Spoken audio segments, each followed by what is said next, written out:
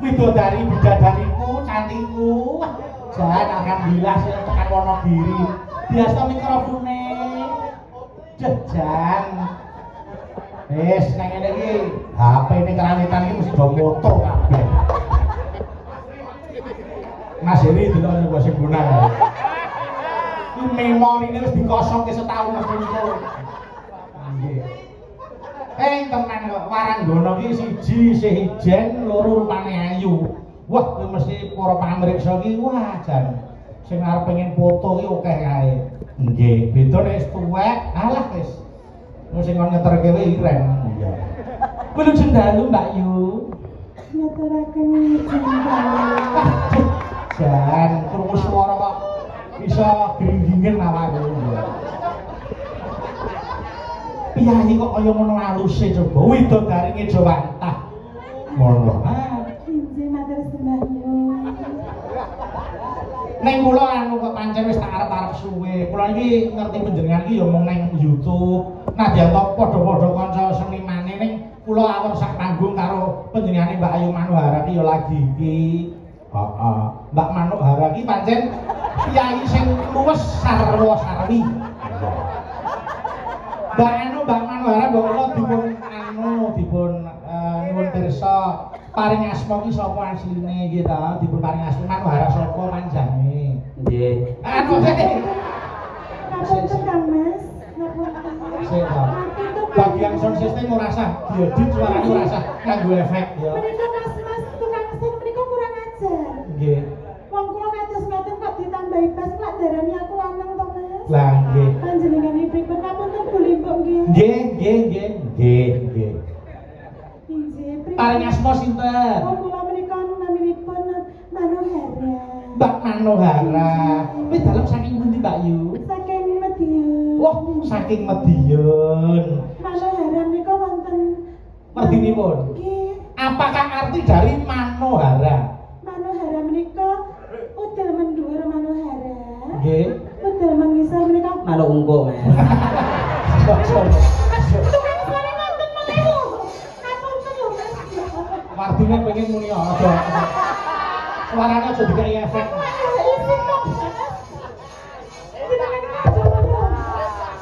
Aja ngono. Arep kaya ngene. Ayo kok dikai efek suara lanang lho ya. Lara ati to. Arep kaya ngene iso nggo trambul. Kaya gerah biasa. Mbak Manuhara. Panjenengan ki lho. Wong sinden kok dienggo trambul ki pasane kirik kok. Ora. Kula niku anu Mbak Keyuyun karo kecantikan panjenengan. Oh, lah monggo badhe ngersakaken ingkang pundi. Oh, suyahne wis ngersake. Ngono kuwi jam 2 munggah. Menawi jam 2 munggah menika malih lanang lho. Pun aman dari wis. Nggih. Jenengan nek ning kene aman, nggih ta? Nggih. Nek sampeyan sobo ning alun-alun, kok ya iki ya digropyo karo Pak Kapolsek. Nek lha ngeten iki lho Mbak Manuhara, kula seneng kula ngeten iki. Panjenengan mengomentari warga Nglebak niki pripun to? Pamriksa pripun ning kene, Pak? Antusiasnya sangat luar biasa saestu Bulimbuk Kucange. Nggih, heeh. Penontonnya kuatah sangat. Sing teng mriku gelar tikar. Nggih. Sing ning kono dhewe gelar damen. Ya, pokoke empuk ora apa-apa. Nggih, sing tempat-tempat tengah niku sedaya madhep mriki sedaya. Nggih. Enek sing madhep mriku nguyuh. Ha. Lah mula ngeten, panjenengan sowan ing Nglebak iki wis ping pira? Oh, alhamdulillah nembe tunggal iki. Nggih, pun padha karo aku. Mergo niki pecah telur Nglebak niku bersih desa wayangan ya nembe dalu niki. Oh, telure sinten sing pun dipecah? Wis ta, ora kok telure sapa iki. Napa telure Pak Lurah dipecah? Saya pecah telur niku perdana, pertama ngaten lho. Alhamdulillah. Ayo no. Nggih, Pak Lurah menika asmane sinten? Pangaso Bapak Sudarno. Bapak Sudarno ngapunten ingkang pundi? Coba piyayine ageng inggil Raden Gatotkaca. Ya Allah, bringos. Menika ingkang damel bringos menika. Ya Allah, mendang kerihe, Mas. Rasa bayangke sing aneh-aneh. Maksudnya niku nek salaman ngoten lak ya keri ngoten lho. Kowe tau ngerti to salaman nganggo brengos. Anak, aku tahu lho. Aku tahu lho kuwi. Aneh-aneh. Nggih, Mas. Sampeyan kula ndongake apa karo warga Lebak kene Mbak Manuhara? Alah ndongakne napa wong kula dhewe ya kaya ngene kok ndongakne kok. Oh sik ta, wong jenenge ndongake apa eneng eleke ta. Ya ta. Lah ndonga niku lak nggih sami-sami apik ngoten ta? Heeh. Lah aku dhewe ora apik kok. Lah justru niku sing apik. Oh ngoten. Wong sing ngrumangsani ora apik malah ku dadi wong sing apik mergo gelem introspeksi mawas diri. Ora usah jegok kok. Sinden nek jegok niku aku lek lho iki kaya Aja. palura. Dedek disakitin, Pak. Kuwi rasa hukuman pulang malah kaos kakimu jiblok.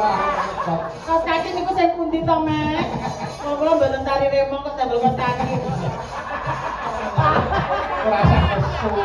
Ora usah nesu. Lho, jenengan iki Nggih. kaya Mula niki bengi niki ujube tasakuran karo tirakatan nyiras pantes ngruwat bumi, gitu. Alhamdulillah nggih. Sing jeneng ngruwat bumi niku atur penuhune para warga Lebak awit saka nikmate bumi. Ya, Mbak. Nggih. Sing jeneng bumi iki digaru, diluku, didak-idak, ora ngresula. Ning bisa nuwuhake sing ngurakapi bebrayan agung, buktine bisa tuwuh pari lan sak piturute. Mula wajib disyukuri awit saka nikmate bumi. Bumi sing maringi ya Gusti kang nyipta urip. Mula adane bersih desa niku apa sesajen utawa sajene sing disajikan niku ya bangsa napa niku wowoan ngoten niku ucapan terima kasih kunjuk ing kersane Gusti kang nyipta jagat awit saka nikmate bumi ya Bumi menika nggih mboten nuwuhake pertanian nggih mboten nanti ku tok. lha apa wae Bumi menika nggih nuwuhaken bocah. kose bumi kok roke bocah Lah Pak Mi ya ora iso. oh alah sing Sing iso nggih bumi. ya pokok senane kejak sering kalan aku iki muni apa enene kok ya ning kula seneng banget dikancani karo panjenengan ya Oh, saestu ta? heeh Nek seneng kok ora dirabi. sesuk nek udan Yo, nek saestu. Ayo.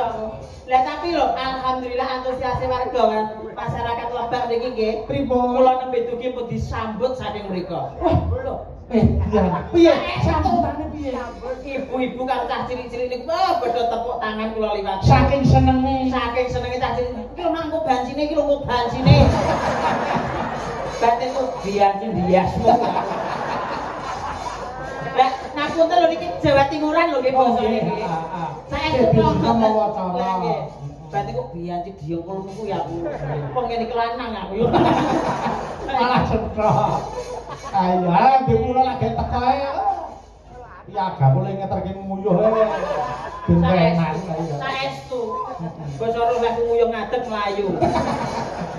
nggih Pak Manuhara niki gandeng lek-lekan di cepaki gamelan komplit aku tak njuk tulung karo adikku wedok nggih sapa aku njuk tulung karo Mbak Ayu iki ya sapa Madiun oh ngono Niki ki bansi. Ini wedoknya lho ya. Oh wedok. Lah kula nggih wedok kok nek murep. Umur berapa ijen? Lah nek murep kan ora ero lanang napa wedok Oh nggih. Bocah dibuka lho. Lanang. Nggih. Aku nyuwun tolong karo Mbak Ayu rene lho ya mentara.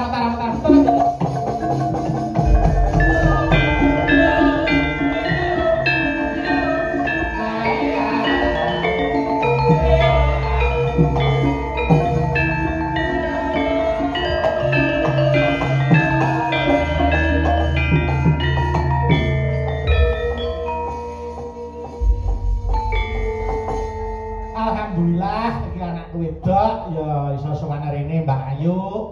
Nduk Ayu. Halo Pak Bayu. Waduh, alhamdulillah iso sowan ning Lebak. Piye rasane nduk sowan ning Lebak ini? Ya, biasalah. Kose kok biasa piye kok. Kose ta kowe iki tak ning Lebak iki rasamu piye nek sowan rene? Ya. Dipirsani harus piyai semono akeh kok biasa. Seperti biasa, senang nggih, Om. Oh nggih. Seneng Saged kok. kempal kalih warga Wonogiri iki, Pak. Betul. Ayo mesti seneng ta ya Mbak Manuhara. Nggih wong mulai disangoni ora seneng. Ayo. Mbak Ayu, Halo. panjenengan saiki kelas piro? Saniki kula ajeng kuliah pangestune nggih. Oh, wis lulus SMA arep kuliah. Lah kula kok mboten ditangkleti kelas pinter. Mboten Mbak Ayu mawon ditangkleti kelas pinter. Lah kula kok boten lho. Sampeyan lho. Ayo, Mbak. Ayo ora melok. Gogrok kabeh. Oh, seneng Lho, tak dibaca. Kok senengane kok meden-medeni. Aku jenengan baca to. Ora aku tak tekem. Aku tak tekem panjenengan saiki sekolahane ning endi, Mbak Manuhara? Kula teng alun-alun, Mbak. Lambe iki ya tekon ngopo? Ya saking kok jenengan wis kaya ngene kok iso ditekoni sekolah teng pundi. Sekolah kula jam 12 munggah. Oh ngono. Nggih, mengke nek wonten Satpol PP kula mlayu. Iya.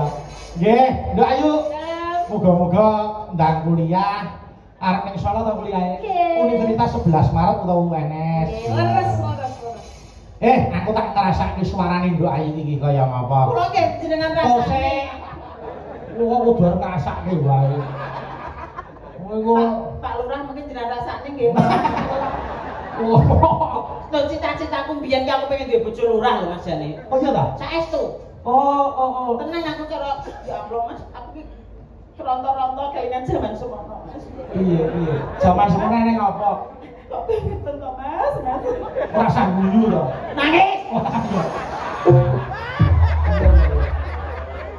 Aku ki cita-citaku zamanku jek sekolah SMA ki besok nek aku wis lulus, aku pengen kuliah, terus duwe bojo ki lurah. Oh, ngoten. Ngono Mas. Lah terus sakniki Lah kok bojoku blantik Mas. Blantik wedhus kok. ya ora apa-apa ya disyukuri sing penting halal nyambut gawene. Halal piye wong kene bendina tambel kok Mas. Ya kudu ngono. Yai putri ya kudu gelem cucul ngragati karo sing lanang. Ngono ya corok ya Mas. Ah iya no kuduno. Ya wis ora apa-apa Mas. Ayo bae sedekah. Iya. Aku tak nyuwun larase pelok dhisik. Nggih. Nyuwun nyidam sari dibawani. Nyidam sari dibawani ya. Sing bawa engko dom loro. Ya ta, Nduk Ayu karo Mbak Manuhara. Iya. Ya, Nduk Ayu kaya ngapa suarane? Mangga. Duh, wong bagus. Mangga. Ya, Mbak.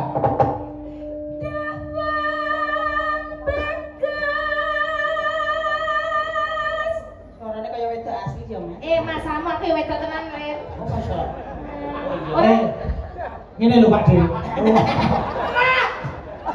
Wong ayune kaya ngene kok diceluk Pak Didi pilo jenengan iki kok ya. Ngeten lho, Ses. Nah, ses ki. Lah ya ses ki paulo ses. Ngeten lho Tante. Nah, ngono lho Mas. Gimana, Dek? Wis rasa ngomong. Tante Ada jarene Tante. Ayo. Tante kok sikile metu jalune. Oh, lah kok kira aku pitik kok. Ayo. Ayune kaya ngene kok. Ngene iki tukang son kira iso bawa mendem ngono rumah samu. Yo gelem. Yo kelem anakku yo. Ya, pemujaning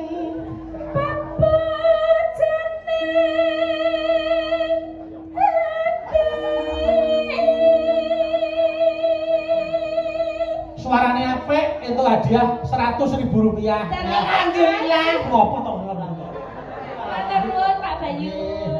Sampai iki kamu ora disangoni. Tel. Ya. Eno.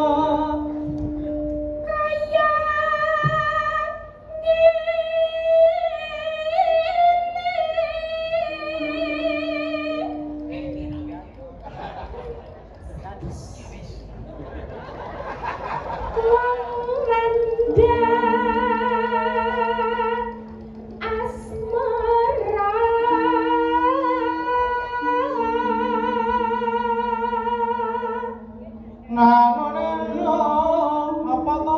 Ya.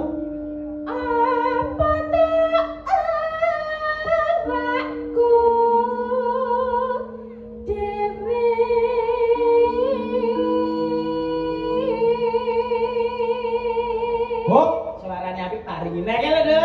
ora. Oh, Ayo ganti. Ganti Mbak Zainul. Iya. anu ada. Kok wedok jenenge Zainul kok ya. Manuhara kok Jainul. Iya Pak De. Yo. Pak De iki lho. Nang. Ya. Duh.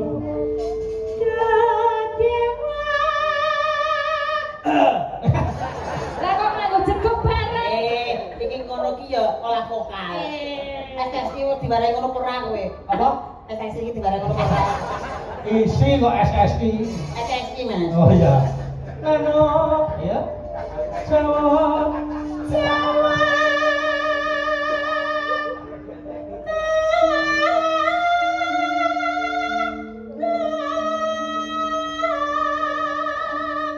Lah, elok suaranya. Kabeh suarane Mas. Lah terus.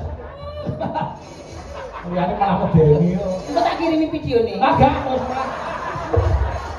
Maksudnya video ku nyinden. Oh iya iya. Pikiranmu ki kok elek kok nang aku ki. Boten, Mbak. Jenengan iki kok Boten, Mbak. Yo. Di sangune. Malah kok sik mulai gak salare kok. Lah ki mau kurang nyanyi mbok wae yo. Yo nek sampean di. Aku yo mau. Mau. Engko tak pendem lho sesuai. Akhirnya karo sampean yo ora apa-apa. Ayo, aku kesalahan ngejane iki aku. Kok kesalahan piye lho? Ayo, ngono. Kok dingke kok kesalahan. Tolong lebak. Wah.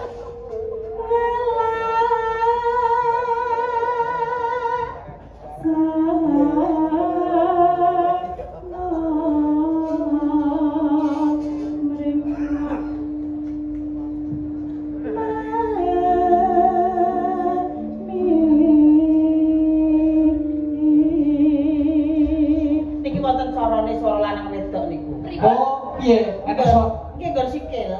Oh, sikile piye? Angger sikile rapet niki suarane wedok. Suarane wedok. Lah nek sikile bekaka. Ya kok dolan dhewe. Oke.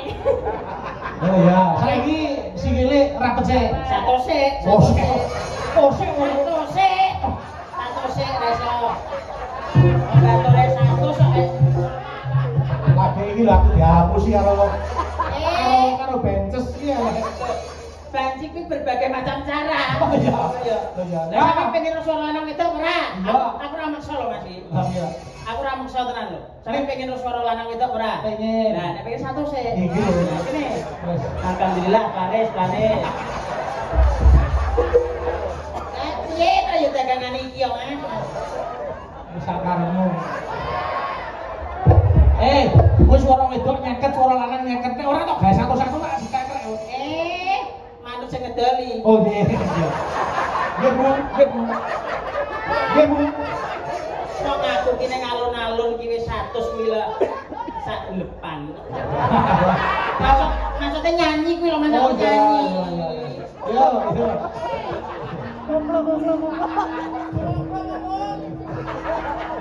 Isi dok ora? Yo. Rame ae. Gelut kok piye ya? Sinden yo sing anu kok. Nggih, ngapun ae. Ayo. Yang sedang. Besok. Oh, setnya datang. Bali sakit kowe. Kado mlebu. Lah yo nyarep mbok jimbok jibuan. Wis ora ono. Oh. Lanang. Lanang iso meteng ya Mas ya. Lah santai kok tak taringi Mas. Bu. Besok kapan katakan Bob, sikile begagah, lanang. Jajan.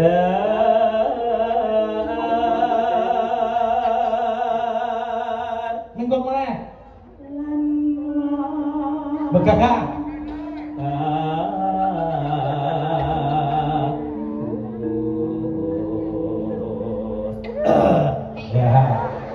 Yo, minggu meneh. Kaya lawang lho, iki ibumu lawangmu. Memang Anu setelane Mas. Oh iya. Iya. Yo. umpama sirah Sikile siji ngarep jimburi. Lah. Mas, aku kok mbok permainkan toh, Mas. Hati wanita mana yang dipermainkan laki-laki gak sakit? Iya, jenengan iki. Yo. Ini ki longgare jenengan iki kurung lho, ranca-ranca. Alah. Ya, Pak De. Tukang rasulung, Mas. Itu tak gagahi, Mas. Yo. Umpama sirana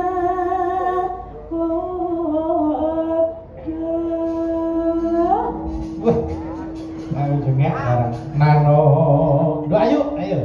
Tanpa brau sasak sarah ing Jalodri Nano. Midam sari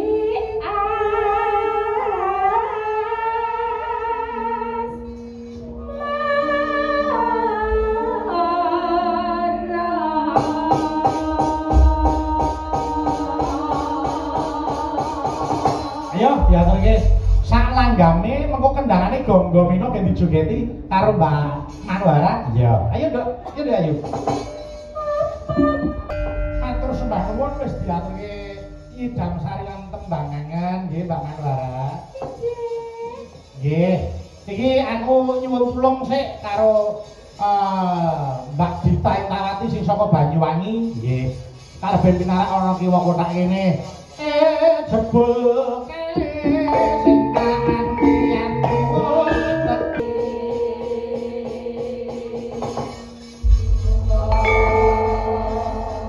Mbak Manwara dikenalke sik iki kanca panjenengan kuwi karepen tiyang kene pirsa. Nggih nek kula pun tepang kali menika. Nggih, heeh. Nek piyai kene rak pengen ngerti sapa to kuwi rak ngaten, Pak. Monggo ditepangane menika kembaran kula. Alah. Kula riyen saderenge operasi nggih ngeten iki lho Mas kula. Oh iya. Saestu. Nggih, sakwise operasi plastik Gagal. Iya, entek ember pira biyen operasi plastik. Kok terus ember. Kok ember to? Paring asma sinten, Mbak? Komplite sapa Mbak Dita? nggih dipun tepangaken nami kula Dita Intawati. Kuwi dalem saka ngendi? Aslinipun saking Sragen Pak Bayu. Saka Sragen. Wis kagungan Asli Banyuwangi. asli Banyuwangi. Iya toh? Aku. Loh, saiki manggonku Sragen. Oh iya. Asli Banyuwangi, saiki nderek jagone ning Sragen. Nah, kula tak boten jenengan tangleti nek nderek jagung ngoten niku nggih ya. Sampeyan nderek jagung pundi? Kula nderek berok, Mas. Oh, malah. Wis kagungan putra apa durung Mbak Dita? Alhamdulillah manak pisan Pak. Oh, alah. Wis manak pisan. Ya nek dase. Ya nek to. Alhamdulillah. Apa silahe kacang ngono kuwi? Kok kacang lah ya cilik. Niki wonten sing ngersake podang kuning saking komunitas wayang Nusantara. Wonten tali asih Rp300.000. Nggih. Ya Mbak Dita diaturke sik, dibawani dhisik. Dibawani nggih. Menika sungkem kunjuk dhateng njenenganipun Bapak Bupati, Bapak Setyo Soekarno. Nggih. Alhamdulillah Pak Manwara. Nggih. Dipun lenggahi pepundhen kula Bapak Bupati, Bapak Wagub. Kita sedaya sami paring pangestu dhateng kula panjenengan. Alhamdulillah. Nggih, muga-muga bubar wayangan desa Mlebak ayem tentrem nggih ta. Adoh saka suker sakit jumbuh sing ginayuh sembada sing jinangka Allahumma amin. Yo dibawani Mbak. Monggo. Yo. Nadyan wujud temo baksi. Kenging ora bisa rawuh wonten mriki anu Mbak, iso mirsani live streaming. Live streamingnya napa Pak Bayu? Niki nek ora kali ya Juve Multimedia ya ngrile terus saya iki mau apa meneh maksud jenenge. Yo monggo diaturke sik yo. Live streaming nggih menika. Heh? Live streaming. Heeh. Nek rile menika radio. Oh nggih iki live streaming. Nah, ngoten lho. Leres wong ayu. Ah, Alah. Pak Lurah jenengan kok bisik-bisik kali Bu Lurah lho. Lah ngapa ta? Jare Manara ki tibake ayu. Pak lulusan jangan. Oh iya lah. Terus buluran ngeten, "Ya sanono to Pakmu." "Iya musik." Terus sing ngomong. Nggih mireng lho Pak itu. Supaya tengene ora jamak. Aku nek perkara dhuwit ki mbok.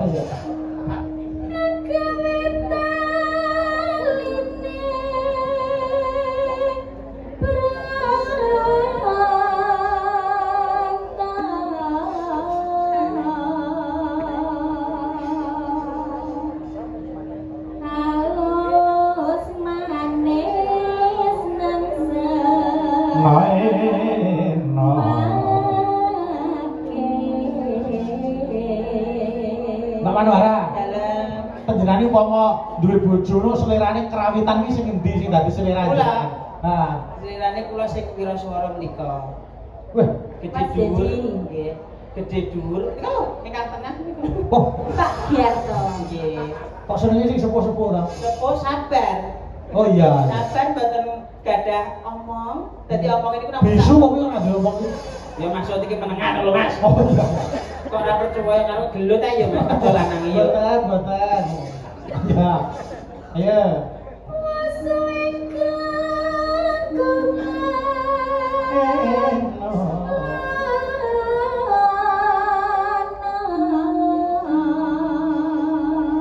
Nah, sikile blegar. Aku ki wedok.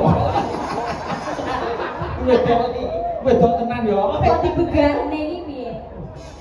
Yo. Goleki si podang pita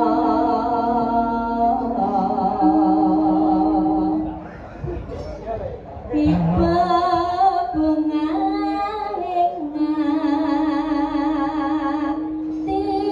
hatiku Tipe bunga ning atiku. Aneng kok. Oh, wah maca puisi lho, Mas. Nyapa kok maca polisi? Puisi. Ayo. Puisi. Nah. Iya ya. Aku ora budhes. Ayo. nyanding bisa dadi